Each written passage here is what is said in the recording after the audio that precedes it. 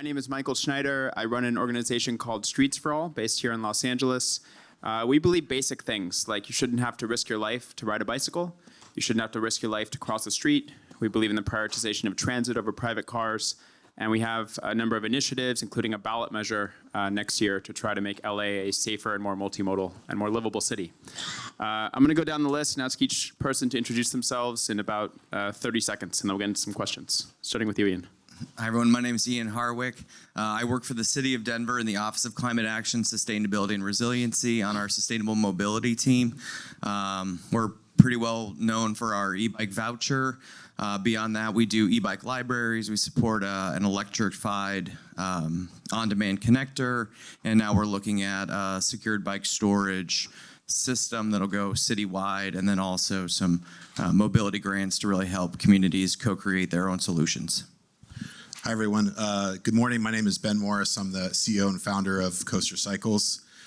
Coaster today builds multimodality e-cargo bikes, predominantly focused on last mile delivery. As a group and an organization, we sort of sit in the crossroads between the public sector and the private sector and how we move goods in city centers. And as an organization right now, we're working to develop a broader ecosystem to enable these types of deliveries in cities across North America and Latin America. And I'm very excited to be here today. Thank you. Good morning. My name is Howard Stadt. I'm with a consultancy company called Countapple. We do traffic modeling, analytics, engineering, design, consultancy. We're based out of the Netherlands in Europe. And we reckon amongst our clients almost all major cities in the Netherlands. And as some of you might be aware, that biking is a very predominant way of transportation in the Netherlands. So we do a lot of consultancy in that area as well. Hi, my name is Kelly Rula. I'm with the Urban Freight Lab at the University of Washington in Seattle. I manage the Urban Freight Lab partnership, where we have public and private sector members coming together to work on research questions related to urban freight. And we study urban freight. And we recently put out a white paper on cargo e-bikes called Biking the Goods. Ian, I want to start with you. So maybe except for today, Denver generally has far worse weather than Los Angeles. But I'd say your bike network is more advanced, and your approach to this is more advanced. For the last year, maybe a few years, you've been giving out vouchers to induce people to buy e-bikes. Could you talk a little bit about that program, what you've learned from it, and what might be next? I wouldn't say our bike network is more advanced, because I have seen I've seen some pretty sweet bike lanes here. So something that really separates Denver, so I don't want to say that everybody can do this, is we have something called the Climate Protection Fund, which was set up, a sales tax of 0.25% that Denver voters imposed on themselves in November of 2020. And because of that, we have $40 million that we're able to utilize to tackle climate change. And some of that, about $6 million, goes to sustainable mobility. So April of last year, we started up the e-bike voucher program. We had about $3 million to utilize, and we had regular vouchers that would allow a community member to buy a regular e-bike or an e-cargo bike, or an income qualified individual to buy the same thing with a higher amount. And needless to say, it was very popular.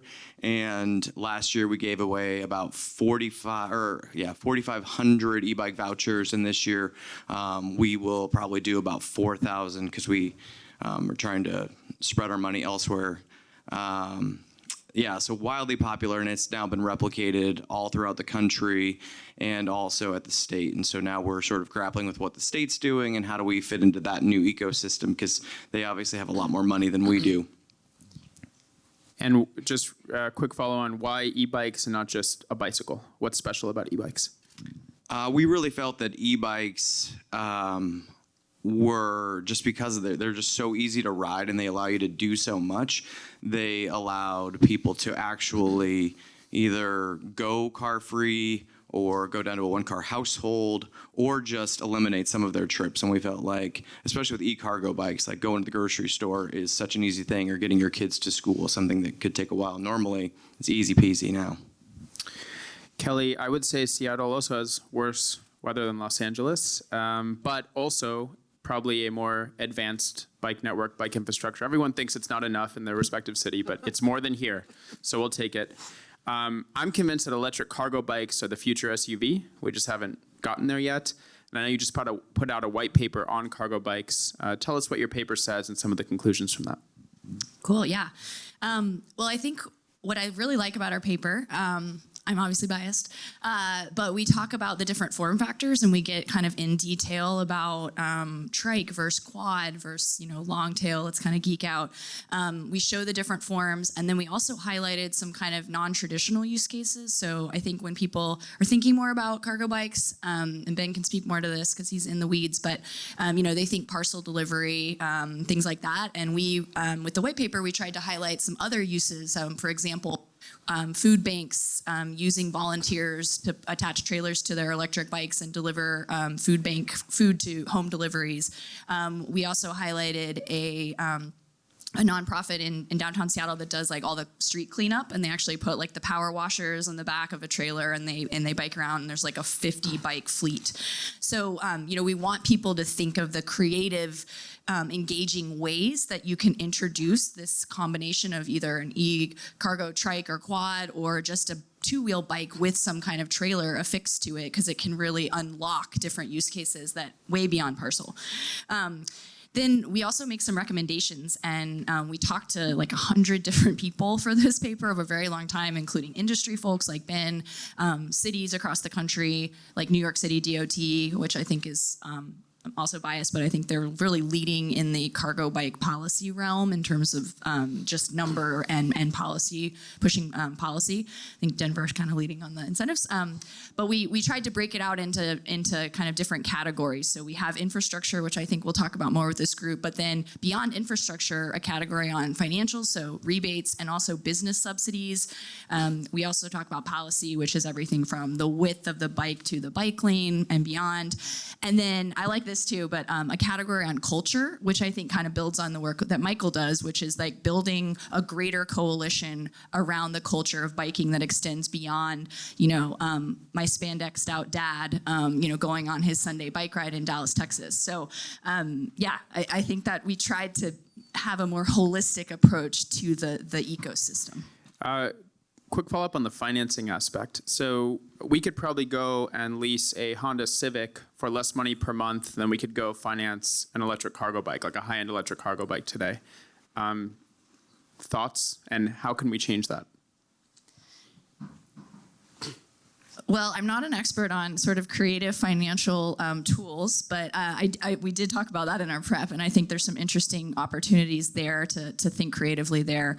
One thing we do highlight, kind of related in our paper, is around kind of the other stuff beyond the asset cost. It's the maintenance, it's the wear and tear, it's the safety. Like, you need to have those bikes touched and checked to make sure you don't have a flat tire, that the brakes are working, parts are replaced. And that is often something that I think isn't calculated when people are doing that, return on investment comparison between moving from like an electric van to a cargo bike.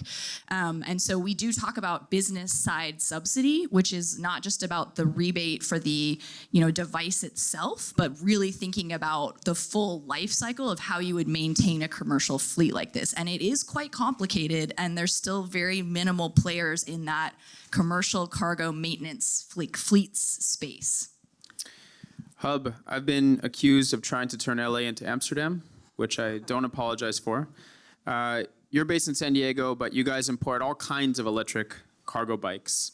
Talk a little bit more about what you do, and curious which of those bikes you feel don't belong in bike lanes as we know them today.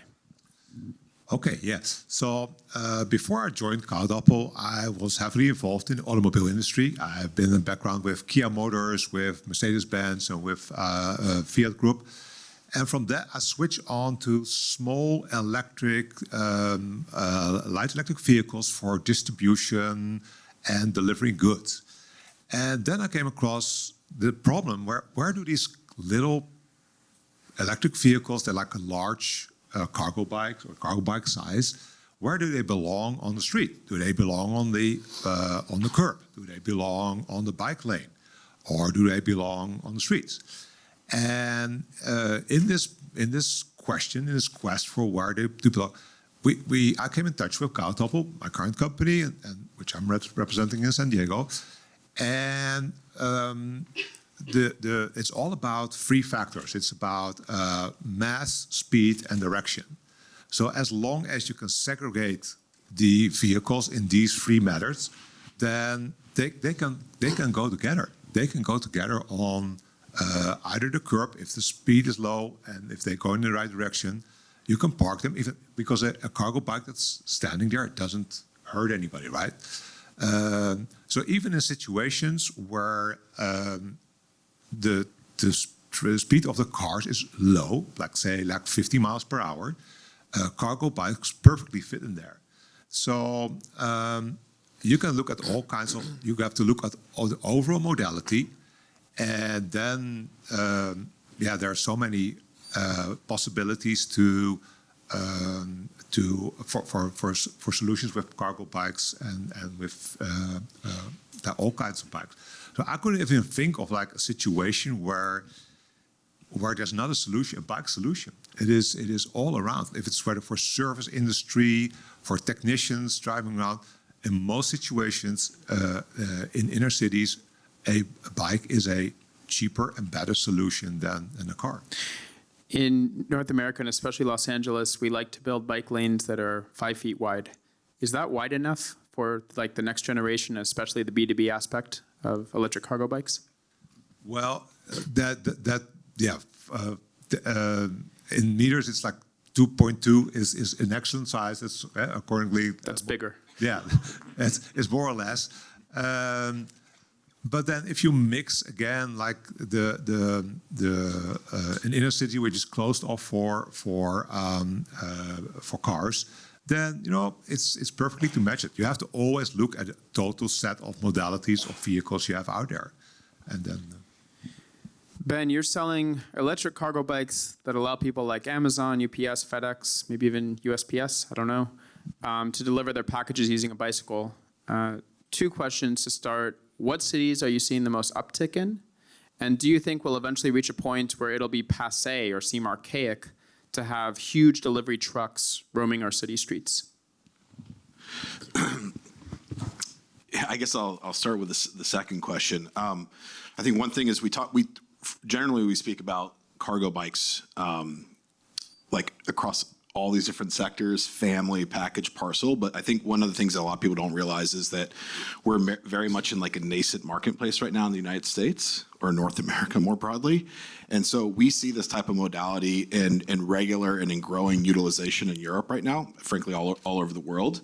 And there's not one, people ask me all the time, like, why not here, right? Like, why don't we see this everywhere here right now? And I wouldn't pin it on one particular reason.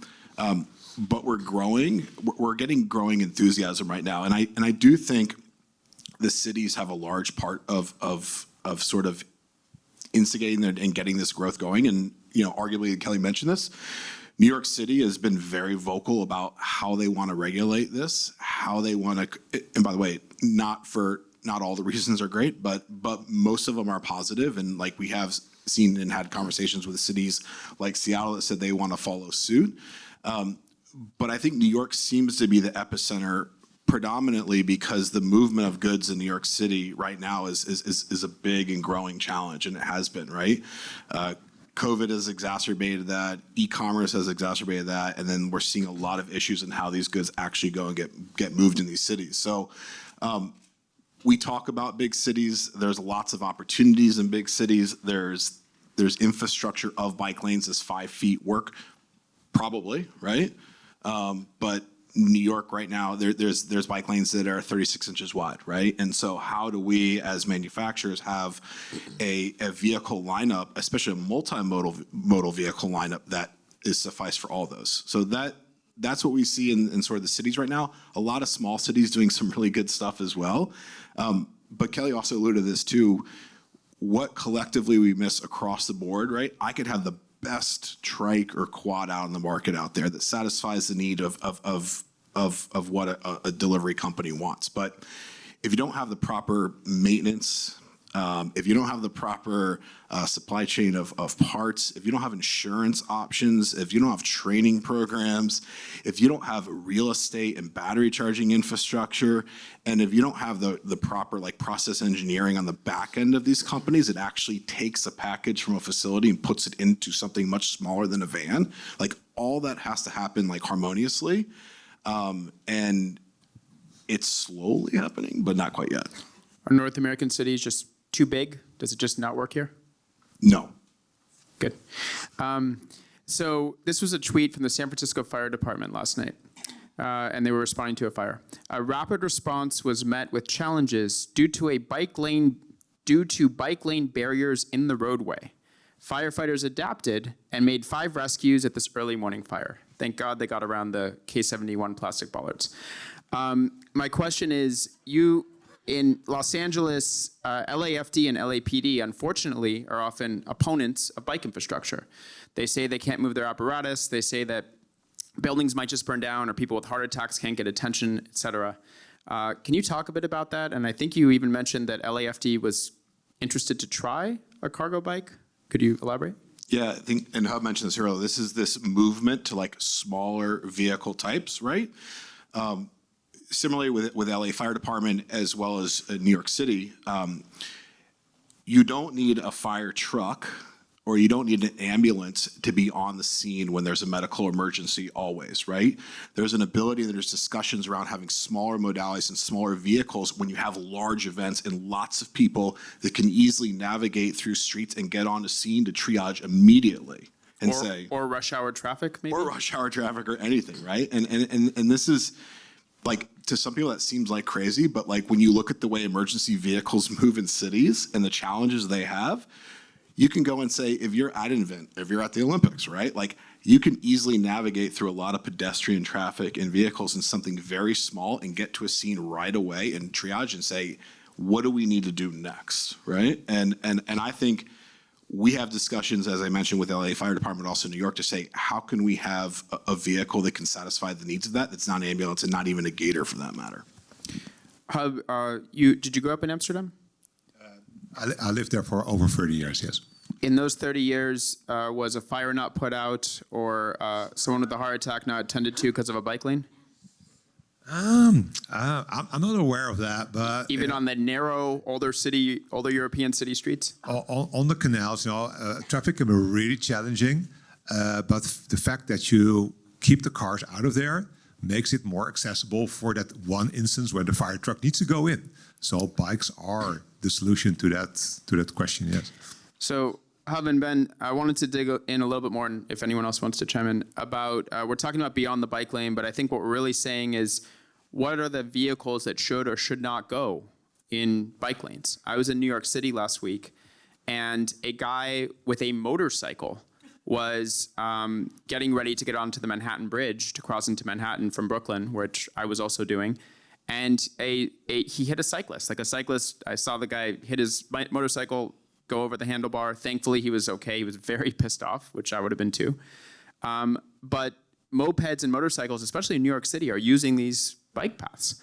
So my question is, what should the criteria be for the things allowed in the bike lane? Is it a speed limitation? Is it a width limitation, a length limitation? It does or doesn't have a throttle. It's based on utility. Like, I would love for the two of you to comment on that. Yeah, it's like I said earlier, it's like mass, speed, and direction. And if you have like a huge cargo bike with an electric motor in there, which can do like 30, 35 miles an hour, it's super dangerous in a bike lane. What should the speed limit be? Like 10 miles per hour in a bike lane is 10? Yeah, is like optimal. Yeah. Okay. So, but are you saying nothing above 10 miles an hour should be allowed in a bike lane? Class 3 e-bike goes up to 28. What you see in European cities, if there's a big difference between high-speed bikes in the bike lane, and it will cause trouble. Like if moms with kids in their cargo bike that is electric, that goes really fast, they are called bike terrorists. And that's for a reason, because they are going too fast with the biggest mass out there. So it's not good. So keep the speed down in the bike lanes. Higher speed vehicles should go in the car lane. Somehow a bike terrorist sounds like a nicer terrorist. Ben, do you have any thoughts? Yeah, well, first of all, I think we're going to be moving away from bike lane, in my opinion, right? Like, these are mobility lanes. They're not bike lanes, right? Because the modalities and the vehicles that are traveling with them are evolving as well. And so we build bikes, trikes, right? So like that's one part of it, but these vehicles will evolve, they will change. And so how you regulate what goes into that is important for cities. And I think mass is a big part of it. And New York City talked about that, because you talked about a motorcycle that went, and hit over a biker. But if I build a bike that weighs 1,000 pounds fully laden, right? That's just as dangerous as a motorcycle going through the lane as well. So what do you think the weight limit should be for bike lane? I haven't thought about it from weight. I think for me, like, speed is more important than weight, but our stuff, by virtue of what it is, just goes slow. What should the speed limit be, or should there be one? As all I could say is we generally travel 8 to 10 miles per hour. Okay. So I don't think it's necessarily our job to mandate what a speed limit should be, but I can only speak to say, like, when you're loaded up and you're doing this function, this is the speed at which you travel. Of course. On the total opposite side here, I was on a walk in one of my communities the other day, and there was a woman who walked with a cane, and she's like, I love bike lanes. She's like, because when the sidewalks aren't great, which does happen sometimes in Denver, she's like, I can walk in the bike lane and feel totally safe. She's like, if I was in a wheelchair or a mobility scooter, same thing. So going the sort of the opposite direction of these fast vehicles, also slow vehicles and slow people find safety via the bike lane. Kelly, how do we sell change to the public? I think just telling people that bikes are good, we should make space for safe bike lanes, doesn't really work unless people maybe already bike or are interested in that. So how do we change culture to make it so the general public is not only accepting the needed space reallocation, taking away from cars and giving it to another mode, but actually starts demanding it themselves? Yeah, I think I hinted at this earlier, but what I'm excited about with the goods movement, kind of growing goods movement space using these devices, is like building out that like coalition of advocates. And I think the more people that it's like ride and drive for EVs, right? Like we want someone to experience it. I think the more that we can encourage like a bike culture and even like show and tell around these devices, like the larger devices. We've actually been doing some of that in Seattle. Like the advocate groups have been trying. We brought a coaster cycle out and a bunch of these larger form factors because SDOT is deciding on the width of a bike lane. And it's like, look, you need to see this, you need to feel it, you need to ride it, you need to see that this needs to be in a protected area, but a 3.5 or 5 foot even might not be big enough for the traffic you're expecting here. So again, I think we need to think about building that coalition, giving people experiential opportunities. And again, like building out these kind of interesting niche use cases where you can start to see it manifesting not just in the way people might be thinking about it, like the spandex or parcel, but like across this like pantheon of options. I think that's when you see it, when you do it, you become an advocate. And we've seen that with the scooter industry, with micromobility and shared mobility. They've become advocates for infrastructure, for charging and other things. So, we have to keep building that coalition. And I will just add, I don't think that every parcel can be delivered, or like every piece of goods cannot be delivered by a bike. You can't have a couch delivered by a cargo bike. It's just not going to happen. So we do have to think about the multimodality of how we're going to fit. I mean, I think we could talk about what we should do about mobility lanes and speed for a while, because I don't know that there's a consensus or an answer there yet, but what we have isn't working. I actually just saw a Twitter video of a guy with a couch and a cargo bike, but I take your point. It's not common. Okay. Yes. I heard about Hub taking home a Christmas tree in his cargo bike. So, my daughter went to kindergarten on a school on Bronson in Hollywood that had a bike lane. And I have an electric cargo bike, a buck feet, so the bucket's in front, and we would fly past really tense parents trying to get their kids to school on time in a long line of SUVs waiting to do the drop-off. This is the way we get kids to school now in in North America. I always thought I would get asked by parents, I've never seen this. What is this? That's so cool. But not one of them then bought one and changed their habits. And so I'm just curious, like, I'm convinced if parents actually tried these things and moving their kids around, they might get addicted to never being in traffic. The kids are happier. They're seeing nature at a slower pace, et cetera. But how do we do that? Like these things still seem like foreign spaceships to parents. Does anyone have any thoughts? Well, the key, what I already hear, is in the kids. Because I'm been here for a short while now, but if I look at the coastal communities here, kids are riding the bikes. The kids are experiencing freedom. Kids are experiencing that they can go to friends, go to a sport club. They can go surfing. They can go visit their friends without their parents having to Uber them around. And that gives them a lot of freedom. That gives them, and if they see their peers biking or on an electric bike, they will also want to have that. So, and this is the future generation. And if we can, those are the most susceptible to start to become bike riders. So that also risks a backlash, though. There's a movement in California, and actually even worse in New York, to have e-bike riders be licensed. Anyone want to comment on that? Okay, no. That's for the gig economy, and the gig economy drivers who are on those bikes. Like, you do think they should be licensed? Or registration or something. Yes, and I think actually even our equipment too the people operating our equipment should be licensed, just like they license the trucks and vans and vehicles making the deliveries. So commercial riders should be licensed, but non-commercial riders not necessarily. I would be a proponent in favor of that, because then you know who's on that bike. You've insured. They have insurance.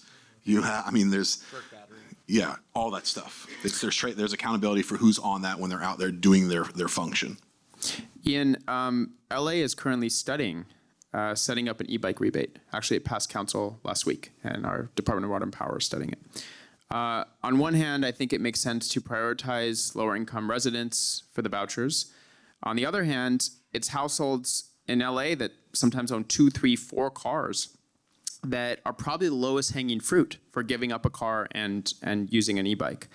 What are your thoughts on that? I'm curious if Denver's program is income-based, and what would you suggest to Los Angeles, who's currently considering this?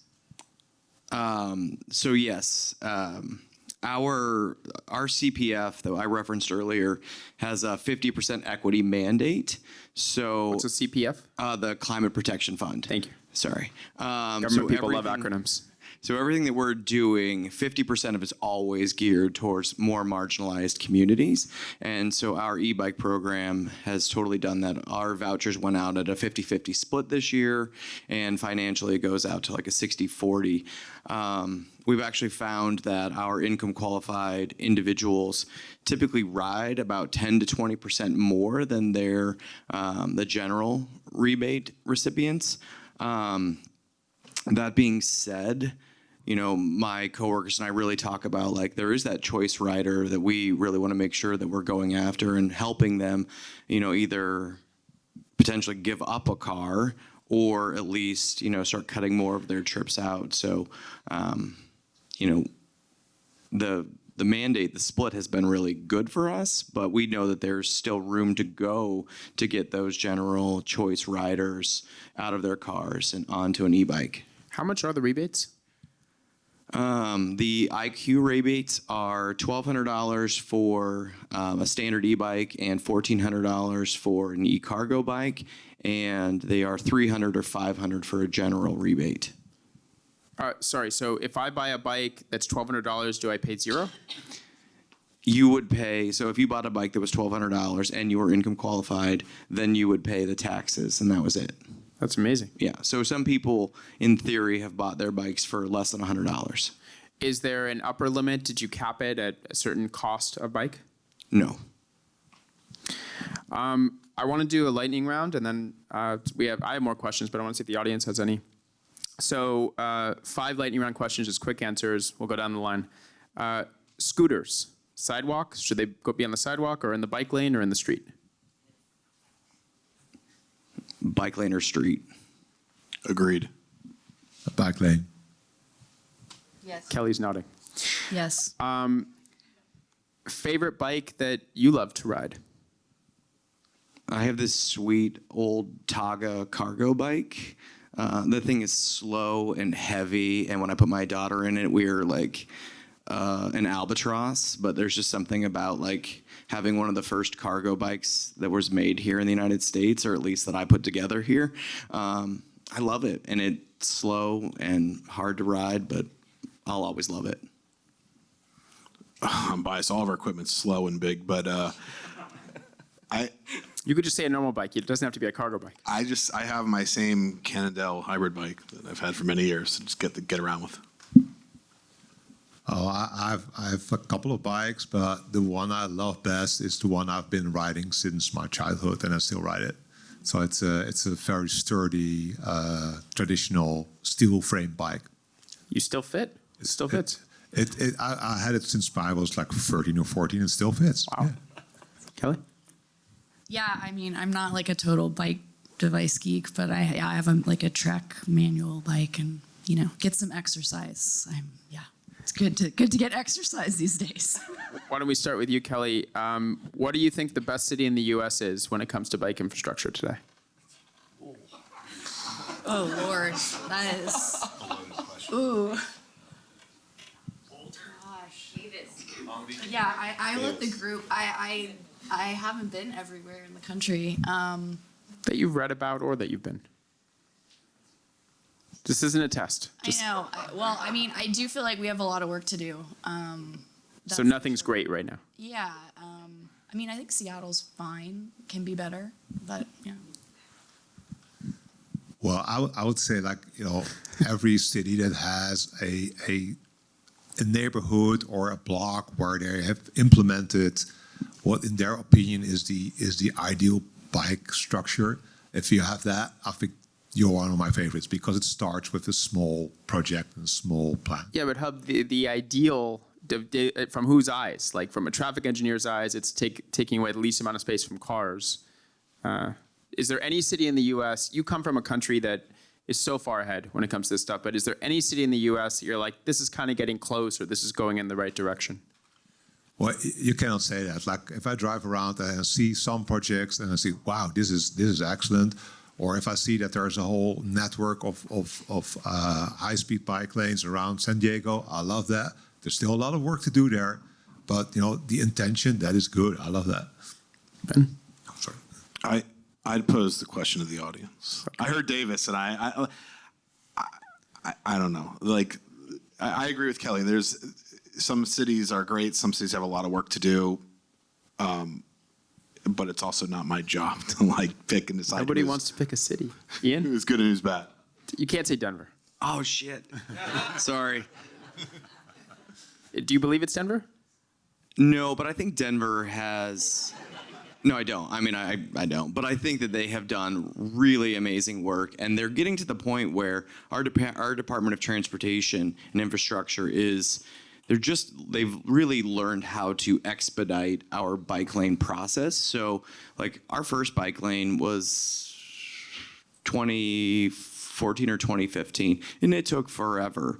And now they're dropping protected bike lanes in less than a year. I mean, it's just... They figured out what they're doing, and that part is great. I want them to take it the next step and, figure out how do we have bike highways or, truly wider ones that have green infrastructure or trees or something to just really create that barrier and that safety. Well, I want to answer this question, actually. I just want to shout out Santa Monica, which was just voted the 7th best biking city in the country. It's a huge accomplishment, and we can't say it's some foreign land that it doesn't work in Los Angeles with Santa Monica. I also think New York City is just phenomenal. I mean, they're chaotic, especially Manhattan and crowded, but they took the most space-constrained island in the world, and they made a protected bike lane network. It's pretty impressive. So now I'm going to ask you guys to predict how long this is going to take. By what year will the top 10 largest cities in the U.S. have safe, connected bike networks? What do you think? How long is this going to take? Fully. Top 10 cities. Again, not a test. Just top of your head? Less than 10 years. An optimist. Ben?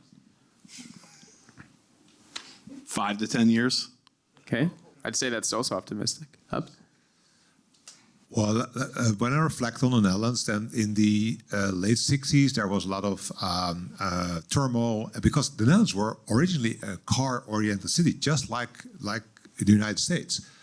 And from that moment on, there was policies started like you guys are doing now. And yeah, it takes a couple of decades maybe, but you will get there. Absolutely. I'm convinced about that. Kelly? Yeah, I go more cynical, 10 to 20, I guess. Yeah. Okay, so last question, just one word answer. Are you do you feel optimistic or pessimistic that we're eventually going to get there, given what you see going on in North American cities right now? Starting with you, Kelly. Optimistic for sure. Okay. I'm super optimistic about the future. There's so much more coming with artificial intelligence, with robotizing. I think we will see a lot more type of vehicles and bike-related vehicles on the roads in the future, and it's going to be beautiful. Yeah, definitely optimistic. I love Star Trek. Pure optimist right here. Such an upbeat panel. All right. I have more questions, but I want to see if the audience has any. Right there. And I think here's a mic for you.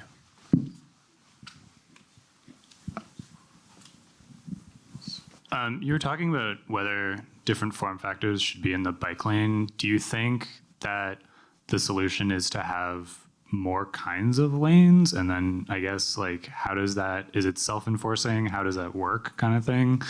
Or should just, like, if the speed limit of the streets is low enough, then everyone would feel comfortable being on the street? What are your thoughts? I can start. I've been thinking about this a lot because I've been getting some questions about neighborhood electric vehicles, so electric vehicles that are capped at 25 miles per hour in the U.S. And yeah, I do think it comes back. I mean, what did you have? Speed, mass, direction. I am intrigued by this concept of kind of speed-based lanes and sort of the looking a little bit broader than a bike lane, and especially with all. I mean, when you go to these conferences and you see the variety of form factors that are being developed, it's exciting, but it's breaking the mold of sort of what we imagine in a bike lane, for example. And I think we need to be taking a much more creative view towards safety integration of these like kind of the emerging new space around form factors and electrification. So I'm interested in seeing more cities experiment with more creativity beyond just a bigger bike lane. I don't know what the answer is, but that's what I'm interested in. And another thing is that it doesn't. It's keeping the types of vehicles separated, but with a grid structure in a city, you don't have to have every street doesn't have to have all modalities in the street. You can easily keep them separate, and one block is for higher speed vehicles, and pedestrians and bikes go in another. Or freight. Yeah. Large freight. Yeah. So there are so many solutions to this, and I don't think we need more types of lanes. Absolutely not. And the commercialization within the lanes, right? So like what we do in our conversations is like we're commercializing the bike lane, and a lot of traditional cyclists do not like that. And they feel that this can impact the way they move in the bike lanes. And, it's a delicate balance of finding how we do that without, in my opinion, not creating separate travel lanes to satisfy sort of recreational and commercial use case. Ben, when a delivery driver stops their cargo bike to make a delivery, do they stop in the bike lane? Do you think we need more loading zones? Do they go up on the sidewalk for a minute? How does that usually work? They ideally should not be on the sidewalks. Okay. There's some cases where yes, but I think more broadly, we're seeing like the loading zones and the zero emission loading zones, and in New York, like the ability for cargo bike and cargo logistic bikes to be able to utilize commercial loading zones in the exact and identical manner in the way trucks can. And I think that's going to be a big step, going forward. But that to me is like a broader challenge than really the bike lane. Any other questions? Sorry for the US-centric part of this question, but as mass, speed, and direction, in the direction case, we're not always going the same way. As mass and speed go up, and this is for recreational, can you talk a little bit about what you think educationally we should do for individuals riding these types of vehicles? And the sort of longer outcome of that is, liability issues in a litigious society. But is there an educational model for bottom up here? Is there an educational model? Okay. Well, again, it's like you have to look at the different types of biking and modalities there. And I think that comes down to, like, if you're go training with your group on racing bikes and you want to do that in a city center where people and kids are biking, is that the optimal spot to do that? I don't think so. So here again, there's a challenge for the sports groups to go out there in a more rural area to go biking. Is there a need for training? I don't know. Maybe like at least publicity, and that would be really good for it. Yeah, absolutely. As a group that has put 7,000 e-bikes on the road, I think that safety, but I will also say maintenance, those two components are something that we took them seriously when we started the program, and as it has progressed, we've realized how much more seriously we all as an ecosystem need to take this. And so we've partnered with some of our local groups to utilize their networks and their knowledge to help the community. The maintenance aspect is one that I think we have really seen this year, because the variety of e-bikes that have been sold through our program. We have the $800 electric bike, and then we have the $5,000 turn bike, and there's that just hole in between. And so one bike shop might be good over here to do these bikes, and somebody else can't do these over here. And so how do we fit that maintenance component into this? And it's something we're looking at and do not have an answer. So if you all have an answer, please come talk to us. Do we need a AAA for bikes? We tried. Okay. With Do we need someone to succeed to do that? Yes. Okay. Yeah, we haven't hit scale yet to be able to do that. I was going to just add on to that, like, yes, we need to do more education. I think, yes, cities also, like, we've brought a lot of new people into the bike lane, right, with shared micromobility, which is great. It's like the gateway bike. It's the gateway micromobility. We love it. It gets people to ownership. I think it's great. And then we're adding all of these other forms, right? So I think we need to, again, rethink, like, maybe we need more stencils, more signage. It's not all about over-regulating, but we need to be more creative about how we're getting messages out about what's allowed, what's not. What's the speed limit? Why don't we post speed limits on some certain bike corridors if we're having issues with speeding on electric bikes? Like, we need to be more creative. Cities need to take that challenge on. And I do think because we're added a lot of new people, which is great, it's a good problem to have, but it's not all spandex where they know how the rules of the road, And then we have to talk about, how are we training our drivers of cars to, why is there not more training in the licensing process around acknowledging bikers and the new form factors we're seeing too? I think we have time for one more question right there. In the same vein, beyond the bike lane, beyond the bike rack, I'd like to hear if you guys are thinking about innovative approaches to secure bike parking and the importance of that in incentivizing bike ridership. So I will tackle this one, because we're going to drop an RFP later this year, early next year, that is totally focused on self-locking secured bike storage. So going beyond the URAC, looking at either city-owned properties where we can put these structures on, or on private property to do that. So everything above the curb, staying out of our Department of Transportation's lane. And so we recognize that the either actual theft of bikes and e-bikes is a thing, and also just the general fear of having your bike stolen is probably larger than the former. So yeah, we very much are interested in doing that, and hopefully this RFP will drop 100 secured bike storage structures that'll be fully integrated and connected. It'll start next year and proceed in the next couple of years. Yes, we need more secure bike parking. I think from the commercial side, look at what New York City DOT is doing. They're putting in cargo bike racks. They have some really interesting micro hub implementations they're looking at. But again, back to my earlier point, shared micromobility showed us we need to have more kind of places to put these devices so they're out of the way, and especially with the diversity and the cost of these new form factors. If we need to meet people where they're at, if we want them to bike to the grocery store, there needs to be enough space to lock up your $5,000 turn and not worry that it's going to get ripped off. So, again, cities and private companies that own real estate need to be thinking about where we want people to bike to and making it an end-to-end seamless experience. Yeah. I don't want my turn to get stolen. I think everyone's hungry, so we're going to go let people have lunch. Thank you guys very much. Thank you.